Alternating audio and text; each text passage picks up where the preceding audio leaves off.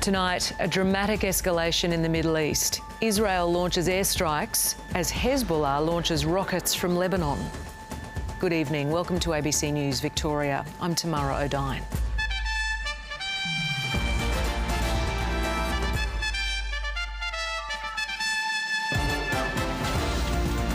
Also tonight, parts of Victoria battered as wild weather sweeps across the state. Rail works finish on the Geelong line, but no sign of an increase in services. And a last-round, last-minute heartbreak as the Saints give Carlton the blues.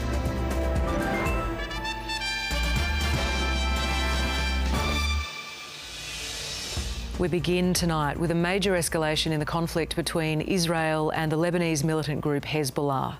Just before dawn local time, around 100 Israeli fighter jets carried out a series of airstrikes across southern Lebanon in what the military claims was a preemptive strike. In response, Hezbollah fired hundreds of rockets towards Israel in what it says is stage one of a major retaliative operation following the killing of its commander. Middle East correspondent Alison Horne reports. Wow. Rocket fire dots the night sky on Israel's border with Lebanon. The distant boom of missiles heralding a new and incredibly dangerous moment in the Middle East. Israel says it had launched missile and airstrikes as a preemptive measure over what it says was a looming Hezbollah attack. A short while ago, the IDF identified Hezbollah terrorist organization preparing to fire missiles, rockets towards Israeli territory. Hezbollah says it's fired hundreds of rockets in retaliation to the killing of a senior commander last week. In a self-defense act to remove these threats, the IDF is striking terror targets in Lebanon from which Hezbollah was planning to launch their attacks on Israeli civilians. Israeli Prime Minister Benjamin Netanyahu held a meeting early on Sunday with members of his cabinet. Israel is now in a 2-day state of emergency. Hezbollah is a formidable foe with more than 150,000 rockets in its arsenal. The militia is backed by Iran. All eyes will now be on what Tehran decides to do next. Alison Horne joins us now from Jerusalem. Alison, what's the mood there at the moment? Is there concern about the prospect of war? Well, Tamara, it's certainly a tense time as people here across the Middle East wait to see how this situation will unfold. Israeli officials have increased security measures from central Israel through to the northern border with Lebanon in anticipation of further attacks. They are limiting the number of people who can publicly and privately gather together. They've also asked schools, universities and workplaces to close in those areas unless they have immediate access to a bomb shelter. The military too is increasing its readiness in those northern areas along the border. It is still currently striking into southern Lebanon in Hezbollah territory. It is unlikely, though, that this could be the trigger for an Israeli ground invasion into southern Lebanon, although both Hezbollah and Israel have said that all possibilities are now on the table as they wait to see how this progresses. Alison Horne in Jerusalem, thank you. The attacks have sparked concerns of a broader regional conflict, and countries around the world are watching nervously. Foreign Minister Penny Wong has urged all involved to exercise restraint and de-escalate the situation. The ABC's Global Affairs editor John Lyons looks at the risks from here. Iran now holds the key to what happens in the Middle East. The biggest question right now is, what will Tehran do? Hezbollah says it's fired hundreds of rockets in response to the Israeli attack. That's a fraction of its capability. Hezbollah is backed by Iran and it won't engage in a full-blown war with Israel without Tehran's support. Even by itself, the militant group is a far more formidable threat to Israel than Hamas. Hezbollah has as many as 150,000 missiles in its arsenal in southern Lebanon. That's more than enough to overwhelm Israel's Iron Dome missile defence system. So if Iran does decide that now is the moment to attack Israel, it would give the order for Hezbollah to unleash vast numbers of those long-range rockets. The eyes of the world will now be on Iran. How it responds in coming days will determine whether there'll be a regional war. To the rest of the day's news now. And after 8 years in the political wilderness, the country Liberal Party has won government in the Northern Territory election in a landslide. The ABC has predicted the CLP will win 16 of the 25 seats in the NT Parliament, with Labor decimated to just a handful, including the loss of its former Chief Minister, Eva Lawler. A historic embrace and a moment of change as the country Liberal Party ushers in a new era of territory politics. Tonight's result is a victory for hope and opportunity. Born and bred Territorian and former lawyer Leah Finocchiaro will become the country Liberal Party's first ever female Chief Minister. As of this afternoon, the CLP was predicted to win 16 seats in NT Parliament after running hard on a platform of stamping out crime and helping pull the Territory out of its $11 billion financial hole. It's an honour and a privilege. We've heard loud and clear that Territorians want change, and the work starts tomorrow to deliver that.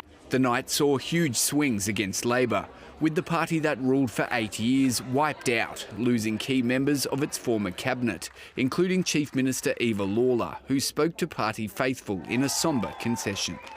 I know Territorians want a change. We've heard that loudly and clearly. Labor didn't just lose votes to the CLP.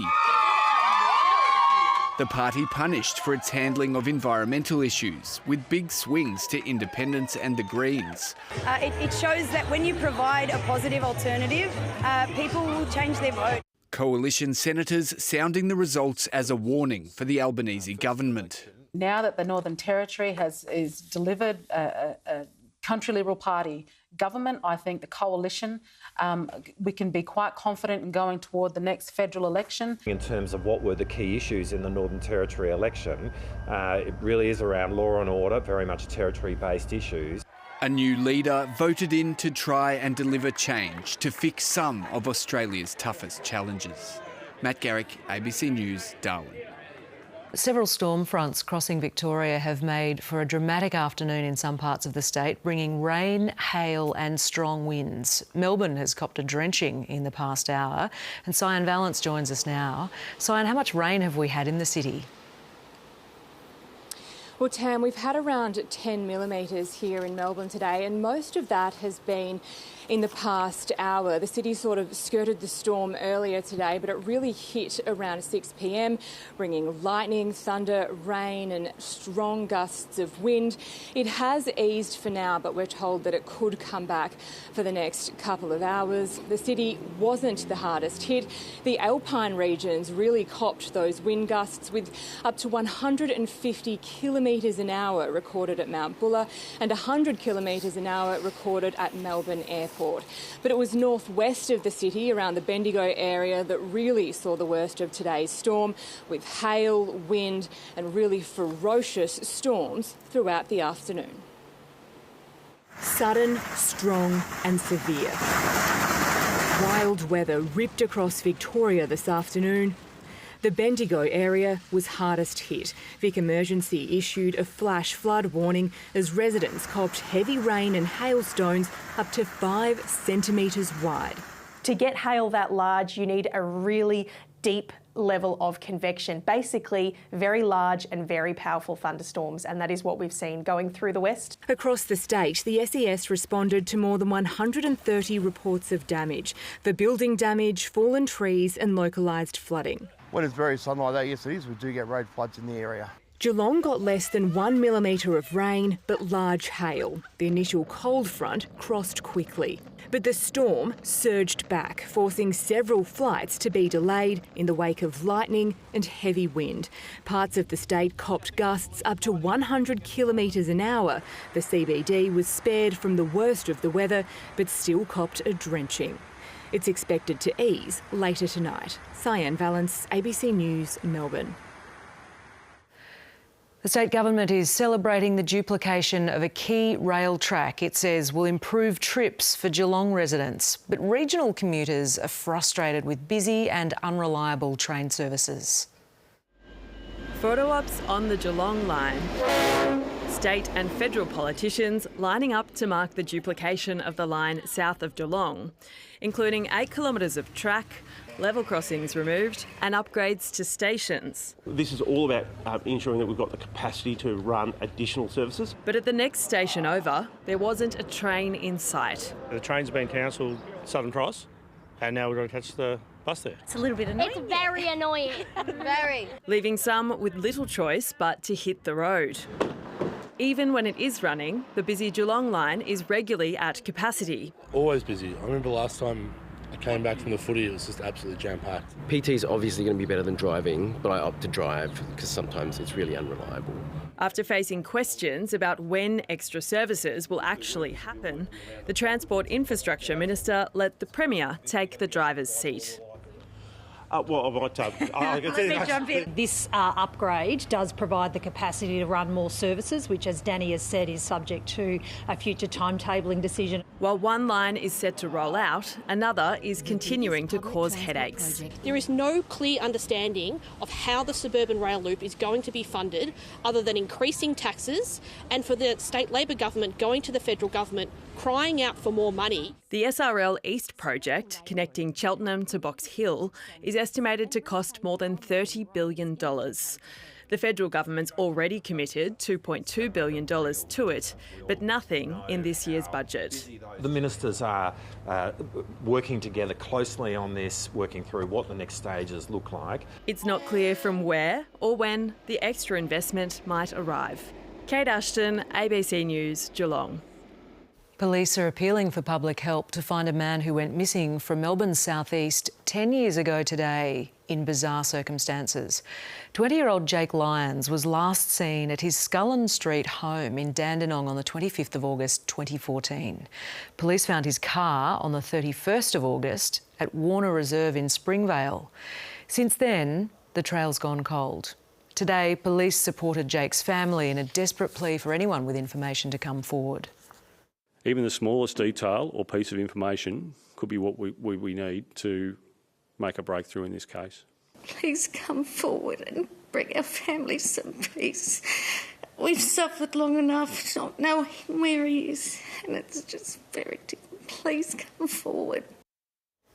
In Sydney's south, 4 people have been stabbed and another 2 injured in an alleged domestic violence attack turned car crash. Police were called to the Princes Highway at Engadine this morning after a 58-year-old man allegedly stabbed his female partner while driving before colliding with another vehicle. A man who tried to help was stabbed in the abdomen, while a police officer suffered cuts to his wrist.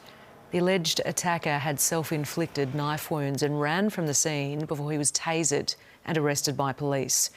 6 people, including the female victim and the accused, were taken to hospital. We heard a big bang and then came out to arguing and then realised that he had a blade. He actually stabbed a civilian who went to try and help and then cut the copper across his wrist, and he was in a bad way as well. A new report reveals the annual number of drug overdose deaths has almost doubled over the past 20 years. The latest figures show more than 2,300 people died in a single year. The vast majority involved 2 or more drugs, often opioids like heroin. Jen Furby lost her 25-year-old daughter Nicole to overdose in May 2022. Often I'll have a moment of realisation that I'm never going to see her, and I just cannot believe it. Nicole died with 4 different drugs in her system. A report from the Pennington Institute found 73% of unintentional overdose deaths involved 2 or more drug types. Opioids turned up in 80% of those deaths, followed by benzodiazepines, antidepressants, stimulants and alcohol. Heroin is driving the increase in opioids, and experts are also worried about the increasing risk of powerful synthetic opioids such as fentanyl and nitazines. The problem is that they're appearing in counterfeit pharmaceuticals, but they're also appearing in cocaine and in heroin. The data shows deaths involving stimulants are also increasing. In relation to Indigenous Australians, we've got a huge overdose problem, about 4 times worse than the general population in Australia. Pennington Institute Chief Executive John Ryan is calling for a national overdose prevention strategy. He says less than 2% of the drug budget goes to harm reduction, while 2/3 goes to law enforcement. Even though we know that we can't arrest our way out of these problems. The Federal Health Minister Mark Butler has labelled the report findings as concerning and in a statement said the government is actively monitoring the emergence of nitazines alongside continued reforms and investments in drug treatments.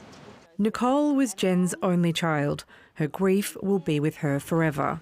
She was my best friend, and I'm pretty darn sure if she was sitting here with us today, she'd say the same about me. She wants people who use drugs to be part of the conversation about how to save lives. Rachel Carbonell, ABC News.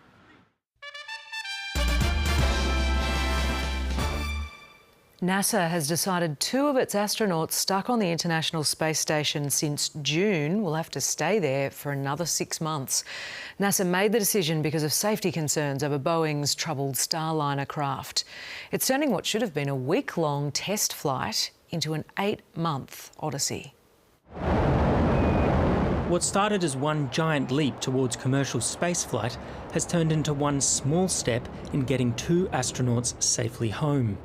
After intense deliberation, NASA finally revealed its decision at a sombre press conference. NASA has decided that Butch and Sonny will return with Crew 9 next February. Astronauts Butch Wilmore and Sonny Williams now have to wait for Boeing rival SpaceX's next taxi flight. That's in February 2025 to get back to Earth. This will make what was supposed to be a journey of just 8 days to the International Space Station into one of 8 months. When the going gets tough, and it often does, the tough get going. The decision comes after repeated issues with Boeing's troubled new flight capsule called the Starliner. Thruster failures and helium leaks on the way to the ISS, leading to the decision. The bottom line relative to bringing Starliner back is there was just too much uncertainty in the prediction of the thrusters. The decision is a blow to Boeing's prestige. The company has been investing heavily in its Starliner system. Our core value is safety, and it is our North Star. And followed shortly behind by... Both astronauts are experienced former US Navy captains with a background in long-duration spaceflight. The spacecraft will bring us home, no problem. That training will be tested as they chalk up their long-duration space habitation. Henry Swartz, ABC News. The billionaire founder and CEO of messaging app Telegram has been arrested at an airport north of Paris. French media reports Pavel Durov was detained as part of an investigation into the lack of moderators on the platform. Police are looking into whether the app enables criminal activity like money laundering, drug trafficking and the sharing of paedophilic content. Telegram boasts nearly 1 billion users and is influential in Russia, Ukraine and former Soviet countries. German authorities have arrested a 26-year-old Syrian man over yesterday's fatal stabbings at a festival in the city of Solingen. The so-called Islamic State group earlier claimed it was behind the attack, which killed 3 festival goers and wounded 8. German officials said they couldn't rule out a terrorist motive and after a tip-off, raided a refugee hostel. The stabbing attack has reignited the debate on national security in Germany and the government has called for unity. We won't be divided in times like these, but we stand together and will not allow such a terrible attack to divide our society. In France, authorities have arrested a suspect they believe is behind an arson attack on a synagogue in the country's south. Police allege he deliberately set fire to 2 entrance doors of the synagogue, then set alight 2 cars parked outside. One of the cars exploded, injuring a policeman. President Macron condemned the attack as a terrorist act. Each year, tens of thousands of people in Japan suffer so-called lonely deaths, where their bodies aren't found for weeks, months and sometimes even years. Many are elderly, cut off from their community without family or friends. And as Japan's population continues to age, some in the community are doing their bit to support the most vulnerable. This is grim work, but someone's got to do it. Takuya Shiota has come to clean up a lifetime of possessions after the elderly resident in this apartment died. With no friends or family, the occupant was undiscovered for 3 weeks until her rent went unpaid. The deceased passed away here, and the smell was quite strong because of the fluids that came out of her body. So we cut out all here and disinfected it. Japan's suffering from a lonely deaths crisis. For the first time, the government has crunched the numbers. It's now expected some 68,000 people will die alone this year and left undiscovered for a prolonged period.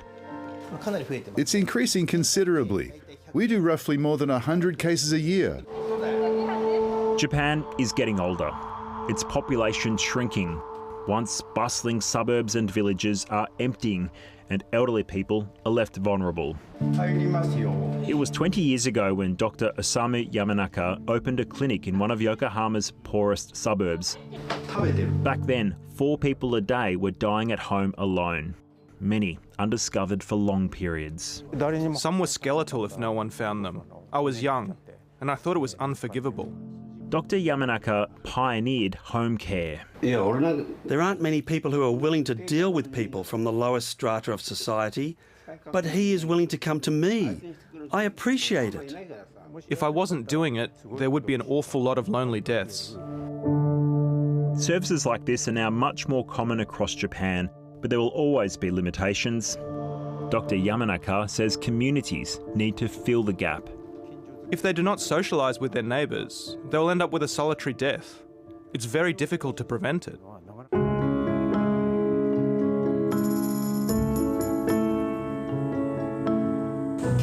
It's a challenge Yoshiko Sato has accepted. At her massive apartment complex on Tokyo's outskirts, there are almost 400 elderly residents living alone. Today, she's visiting one of them. Yoshiko Sato set up a Zero Lonely Deaths program 2 decades ago. Every year, 4 or 5 people died alone. It was like that constantly. It established a network of volunteers that check up on local residents, leading to a remarkable improvement in the quality of life. She usually visits me about once a week. I look forward to cooking with the vegetables she brings me. It's what makes my life worth living. Yoshiko's mission of Zero Lonely Deaths was soon achieved. After 5 years, the number of lonely deaths became 0 for the first time. But she worries about the future. A future where people are becoming more withdrawn from their community. A community must be built by everyone, but that's not possible in Japan at the moment. People are becoming selfish. If everyone was more considerate of the people around them or looked after them, there would definitely be no more lonely deaths. This is a crisis that's only going to get worse. Japan has the world's oldest society with 1 in 10 people aged over 80. And as the country continues to grow old, there's increasing pressure on the government to do more to care for the vulnerable in life and in death. For those on the front line, government support for community groups is a priority. There is data that loneliness is the biggest factor in shortening life expectancy. In Japan, there's a lack of community ties. I feel it's very common. A need to keep connections until the inevitable end. James Oudyn, ABC News, Tokyo. To sport, and while the Western Bulldogs are September-bound, Carlton's finals hopes are now out of their hands after a heartbreaking 2-point loss in the final minute against St Kilda at the Docklands. The Blues now face a nervous wait tonight for the result of the Fremantle and Port Adelaide game currently underway in Perth. The Western Bulldogs got the job done against GWS in Ballarat, a 37-point victory assuring them of a finals berth. With their season on the line, the Blues were on the board in the first 30 seconds, but the Saints had brought their A-game. In the second term, one of the ugliest incidents of the season. Oh no. Umpire Stephen Paperno subbed out of the game with a head injury after he was struck by a water bottle, the AFL working to identify the culprit. The Saints continued to make the most of their last outing of the season. Oh, the Saints fans love every second of it. But Orazio Fantasia's brilliance kept Carlton's spark alive, and the margin was cut to 9 points at the last change. After trailing for most of the game, the Blues finally got themselves in front. Fantasia to Butler! The tension was palpable as the Saints continued to push forward, and with one last roll of the dice, the Docklands erupted with a Jack Higgins special. It's a goal! Higgins has kicked the goal! Siren! Carlton's finals hopes hanging by a thread and now out of their hands. Before the bounce, the conditions threatened to derail the Dogs' September plans. All the years we've been playing down here, this is probably as windy as it's been. The Giants won the toss, but were kept to just 3 first-quarter goals, kicking with the breeze. He gets that to move! After the change of ends, it was the Bulldogs' turn to make the most of the advantage. I can smell blood here, the Dogs. 5 straight goals helping them to a 17-point margin at half-time. As the Clouds moved in, the midfield got a move on. Marcus Bontempelli! And the Giants were kept at bay for most of the third quarter. It was a race against time to beat the weather. I think I just saw lightning. And the Dogs won out. Liberatore against the grain. A 4-goal run in the final quarter sealing the win and the Bulldogs' place in the finals. Erin Marsico-Vetere, ABC News. Australia's Oscar Piastri will start from third for the Dutch Formula One Grand Prix, but says he should have done better in qualifying.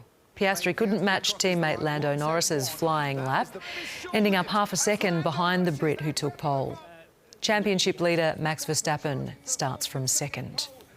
Just didn't do a good enough job, really. I think the first half lap was pretty solid, and then the second half just wasn't quite what I needed. So yeah, the car's been very quick this weekend, and yeah, a little bit disappointing to not be a bit higher up. To the weather now. And through last night, a broad cloud band moved across the state, packing some showers and isolated thunderstorms with gusty northerly winds across the west. It was coldest at Mount Hotham and Omeo, where it got down to 2 degrees. Today, that cloud band was on the move, as we've seen, shifting to the east by this afternoon with strong winds blowing in from the west and over the northeast ranges. From midday, we had thunderstorms cracking over the west and far north, becoming severe as they hit central parts. Maximum temperatures were up to 9 degrees above average. It was hottest in Hopetown, Mildura and Walpeup with a high of 28. It was warm in Melbourne. It got to 23.5 degrees by 2:30 this afternoon. Interstate today, it was overcast in Sydney, sunny in Brisbane, windy with showers in Adelaide, mostly cloudy in Perth and wet in Hobart. The satellite images showing the patchy cloud bringing thunderstorms streaming from northeastern South Australia into New South Wales and eastern Victoria. There's thick cloud covering much of Tassie at the moment. A cold front is crossing the state tonight. A high pressure ridge will extend over our north tomorrow. Then another front will move across on Tuesday night into Wednesday morning. Showers and storms will ease tomorrow over Victoria, South Australia, Tasmania and New South Wales. For the capital cities, it'll be foggy in Brisbane ahead of a sunny day. Fine in Sydney and Darwin. Partly cloudy in Hobart. Showers should clear from Adelaide and there's a chance of a shower in Perth. Back home, we're headed for a mild day with slightly above average temperatures, partly cloudy and mostly dry in the far northwest and mainly moderate northwest to westerly winds. It'll be partly cloudy with isolated showers in the east, mostly on and south of the ranges. On the bay, 20-knot westerly winds will turn northwesterly at 10 to 15 knots at night and waves will get to 1 metre. There'll be strong winds for the west, central and central Gippsland coasts, gales on the east Gippsland coast. The latest severe thunderstorm warning captures the forecast districts on your screen now. That will be updated just after 8 o'clock tonight. And there's a warning for sheep graziers in the northeast, central and western South Gippsland districts. Monday in Melbourne will be partly cloudy, possible with showers in the southeast. We're heading for a top of 18. And it'll get down to 12 tonight. Here's how the rest of the week's looking. Windy on Tuesday with a top of 20. Wednesday and Thursday windy with a shower or two, 17 both days. Then Friday, Saturday and Sunday, more showers coming with temperatures in the high teens. And that's it for this evening's bulletin. From the news team for the moment, good night.